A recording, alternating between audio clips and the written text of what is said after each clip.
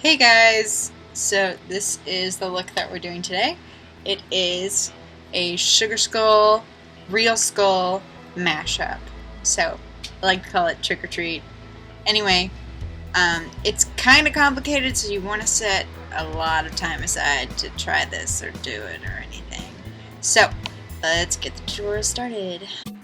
Alright guys, so first you're going to take a black eyeliner pencil and outline all of the stuff that you need for your skull. So like the eye socket, that weird part up by your brain, and like I'm feeling my jaw to figure out where my actual bone structure is, because if you use your bone structure instead of like a picture's bone structure, it's going to look a lot better on your costume.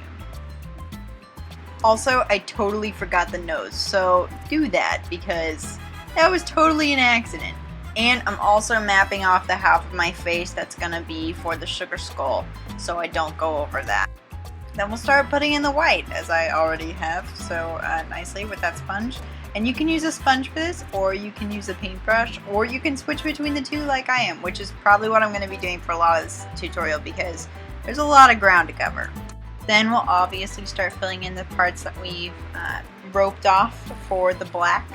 And you're going to want to do this with, like sponges get better coverage, but like, I guess if you want less white spots, I'd go in with a brush. And it takes longer, but it'll look better.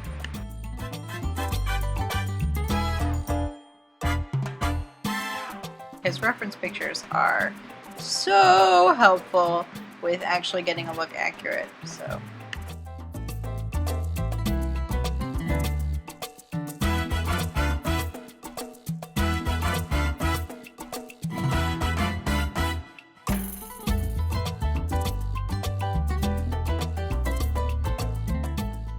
Time to prime. We're working on the other side now, and we're going to start with the eyeshadow that you're going to have on your eye. And you can do whatever color palette you want. For my Sugar Skull, I really wanted some vibrant colors because generally that's what they are, but some people do Sugar Skulls that are all like blue or monochromatic generally. And those are cool too, and they always turn out fine. So you can do that, or you can mix up a bunch of colors in your own palette.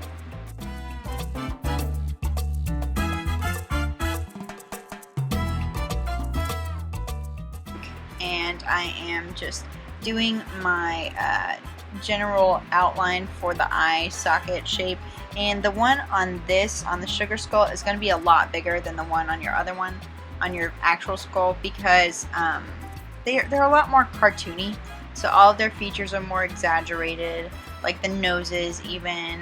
And so you have to keep that in mind when you're doing your Sugar Skull, is that it's not supposed to look accurate, it's supposed to look cute. Also, this was my attempt at putting petals in my eye, and honestly, it looked better with just these yellow ones in there, but I put in more later, and so I cut it out entirely by recovering it in pink. You can do petals. I would just suggest not to overdo it because it can kind of end up looking like a train wreck. I mean, it really depends on what your tastes are, but I didn't like it.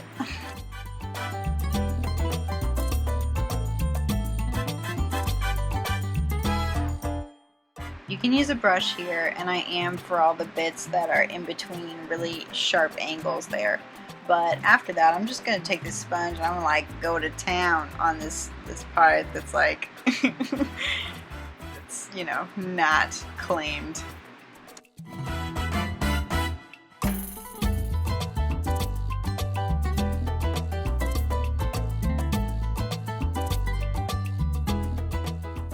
Oh, flower power, it's petal time. And I did blue just because I think my Sugar Skull colors are more like pink, yellow, and bluish purple. And so I would pick like 3 really strong colors and kind of figure out where you're gonna put each one. I have this thing where I like hate colors that like details that are the same color being right next to each other. Like it bothers me so much. So I mean, if that's gonna bother you, like figure that out before. And then we're going to move to the lips down here, and I'm going to do a pink lipstick over my lips just to go with my eye. But honestly, you don't have to, and a lot of the Sugar Skulls I've seen don't have lipstick. But also to contrast it from the real skull, I just thought it would help a lot to have actual lips on that side. So it's really up to you, personal preference, but it can make the look a lot more dynamic if you add lips to it. Then we're just going to start some cross hatches, and I'm making them longer in the middle, and keep in mind it is a cartoony skull, so you can make them really long and super creepy as far as teeth go, and they kind of look more like stitches, but really if you have like a different way that you do teeth, that's fine. But keep in mind it's like a cartoon. The actual detailed design of the sugar skull on like the forehead and all the negative space, I kind of just tried to stick with like swirling lines from what I'd looked at. I looked up a bunch of reference photos and kind of like mixed all of them together on my sugar skull. And it seems that there were a lot more swirls. There were almost never like straight lines except for like the teeth. So just keep that in mind. And almost none of the lines like touched. I mean, like in the patterns, they didn't ever merge with each other or go over each other. So I tried to keep them kind of separate. And honestly, I just tried to go with the groove of my face in a very like cartoon-esque manner. And then I start filling it in with, I haven't started this yet, but I start filling in like parts of the design with blue and color block it off, just because that breaks it up a bit more and it looks more aesthetically pleasing that way.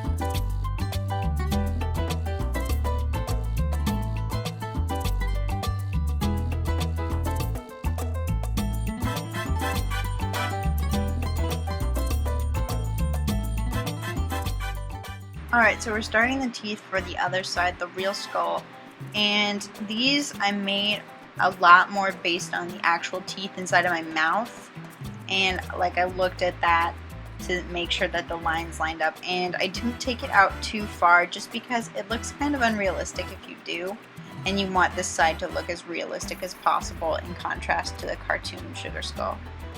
So I made them like shorter and fatter.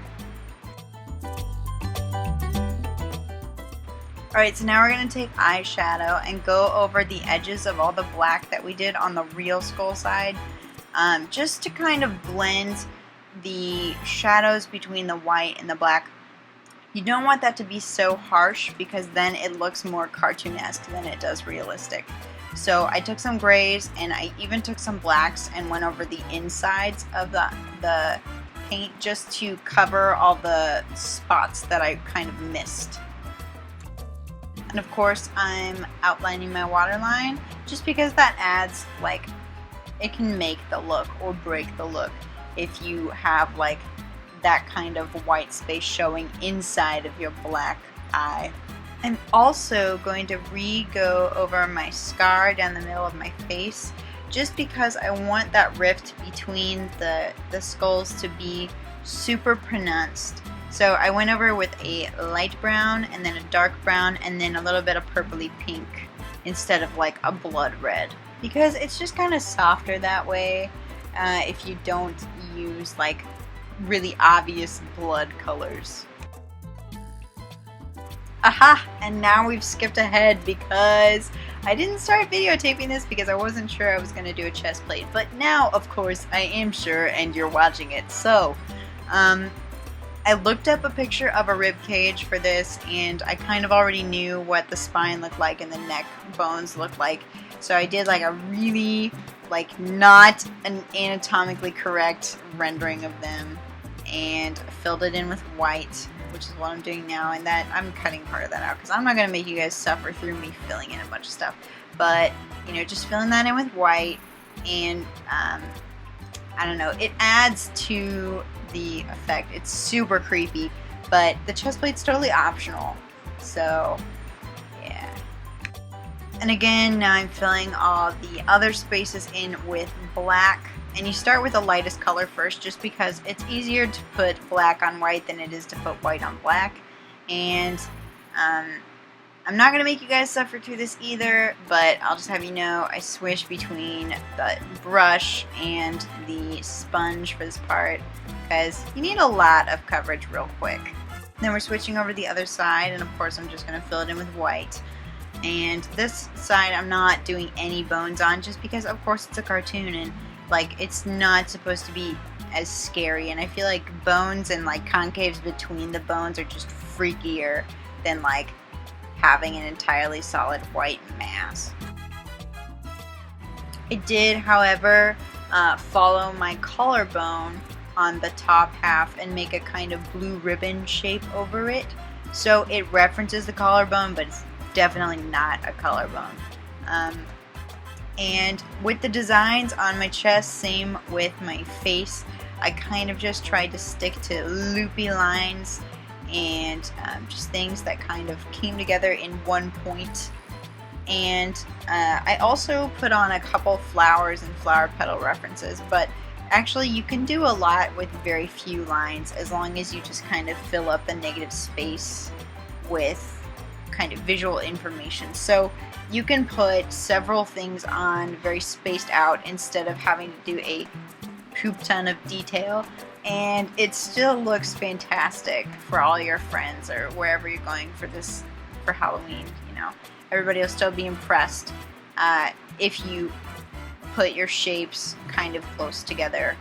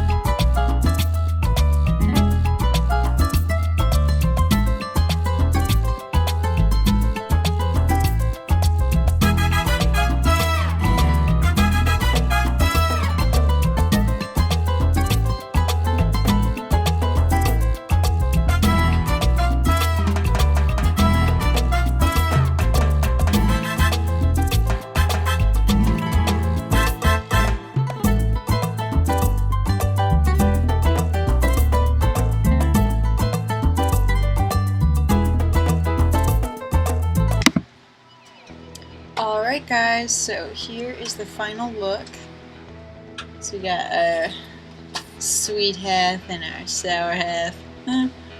Trick or treat. Anyway, I hope you guys enjoyed this tutorial, because I know it's a crazy spin on both the skulls that everybody likes. So, I'll see you guys after my next video.